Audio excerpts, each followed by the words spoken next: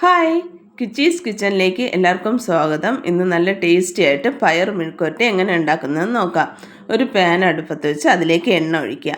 എണ്ണ നന്നായി ചൂടായി വരുമ്പോൾ ഞാൻ ഇവിടെ കുറച്ച് തേങ്ങ കൊത്തെടുത്ത് വെച്ചിരുന്നു. അത് ഇതിലേക്ക് ആഡ് ചെയ്ത് നല്ലതുപോലെ മൂപ്പിച്ചെടുക്കണം. ഇങ്ങനെ നന്നായി ഒന്ന് മൂത്ത് വരുമ്പോഴത്തേക്ക് ഞാനിവിടെ ഒരു കുഞ്ഞു സവാള നീളത്തിന് അരിഞ്ഞു വെച്ചിരുന്നു. ആ സവാള ഇതിലേക്ക് ആഡ് ചെയ്ത് നന്നായി ഒന്ന് വഴറ്റി സവാളയും തേങ്ങാക്കൊത്ത് മൂപ്പിച്ചെടുത്തിട്ടുണ്ട്. ഇതിലേക്ക് 1/4 ടീസ്പൂൺ മഞ്ഞൾപ്പൊടി, 2 ടീസ്പൂൺ ക്രഷ്ഡ് കാന്താരി ചില്ലിയാണ്. ഞാൻ കാന്താരി ഉണക്കി ക്രഷ് ചെയ്ത് വെച്ചിരുന്നതാണ്. അത് 2 ടീസ്പൂൺ ആഡ് ചെയ്യുക. ആഡ് ചെയ്ത് വീണ്ടും നന്നായി ഒന്ന് വഴറ്റിയതിന് ശേഷം ഈ കൂട്ടിന് ആവശ്യമായ ഉപ്പ് ചേർക്കാം.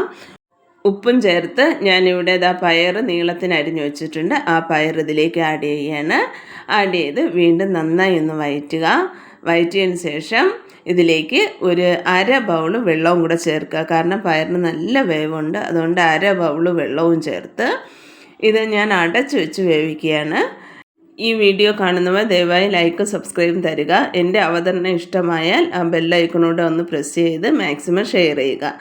ഞാനിവിടെ തുറന്ന് നോക്കി. അപ്പോൾ വെള്ളം വറ്റിയിട്ടില്ല. ഇനിയും പയർ വേവേണ്ടതുണ്ട്. ജസ്റ്റ് ഒന്ന് വഴറ്റിയതിന് ശേഷം ഞാൻ വീണ്ടും അടച്ചു വെച്ച് അല്പം കഴിഞ്ഞ് തുറന്ന് നോക്കിയപ്പോഴത്തേക്ക് വെള്ളമെല്ലാം വറ്റി പയറെല്ലാം നല്ലതുപോലെ വെന്തിട്ടുണ്ട്. കണ്ട പയറിൻ്റെ കളറൊക്കെ ഒന്ന് മാറിയില്ലേ?